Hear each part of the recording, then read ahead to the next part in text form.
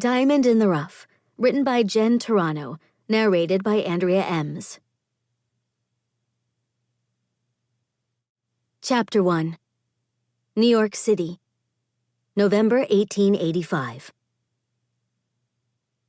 Any smidgen of hope that her entrance into New York high society would be deemed a rousing success died the moment Miss Poppy Garrison's tiara became firmly attached to the sleeve of her dance partner. Wincing when Mr. Murray Middleton began turning her around in a circle, a step that would have certainly been easier to execute if her head wasn't stuck to his sleeve, Poppy listed to the left, but came to a rapid halt when Mr. Middleton abruptly stopped moving. "Miss Garrison, what in the world are you about?" he asked, in a voice no louder than a whisper. "If you're unaware, the Gypsy Quadrille does not require any manner of peculiar posturing. Your deviation from the tried-and-true steps is drawing notice." He bent closer to her, an easy feat since she was still attached to his sleeve.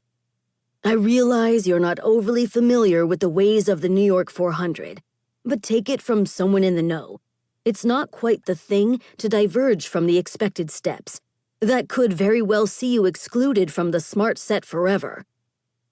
Mr. Middleton then attempted to take a step away from her, a move that left her convinced she'd just become parted from a great deal of blonde hair that had once been styled in a most elegant manner, but now must be looking nothing less than frightful.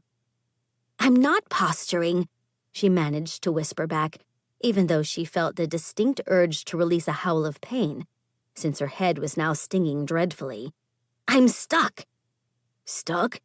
"Indeed, to your jacket, or at least my tiara is." "A curious circumstance, to be sure, but perhaps if I give you a twirl, you'll become unstuck."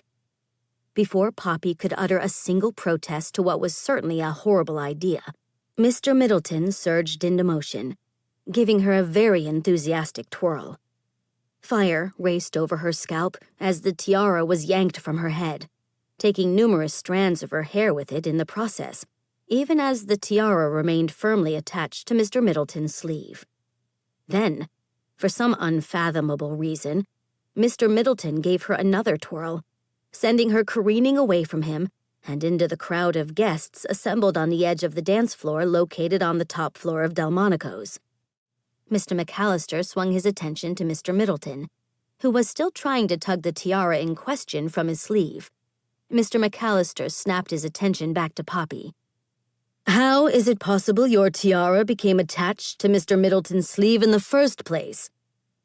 Poppy shot a look to Mr. Middleton, noticing that his cheeks were stained a telltale shade of red, which stood out vividly against a complexion that was unusually pale, and in stark contrast to the lightness of his blonde hair. She did not know Mr. Middleton well, having only made his acquaintance the week prior, after her grandmother had received a last-minute invitation from Mr. McAllister inviting Poppy to participate in the Gypsy Quadrille. Her grandmother, Mrs. George Van Rensselaer, known to her closest confidants as Viola, had been beside herself with glee over that coveted invitation. Poppy, on the other hand, had accepted the invitation with a great deal of wariness, because she'd never danced a quadrille before in her life.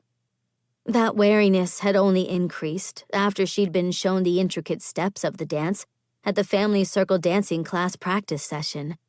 When she'd voiced her concerns to her grandmother after that session, claiming there was little hope she'd be able to master the steps on such short notice, her grandmother had dismissed the concerns out of hand, stating that Van Rensselaers were known for their ability to adapt to any situation. Viola, from that point forward, could not be persuaded to change her mind. She'd insisted Poppy practice the steps with Mr. Parsons, the family butler, every evening for hours, but even with that practice, Poppy had known she was ill-prepared to perform in front of New York high society.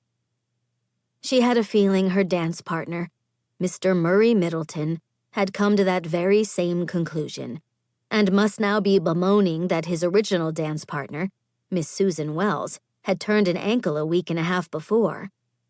After meeting Mr. Middleton, Poppy had been left questioning whether Miss Wells had truly suffered a great injury,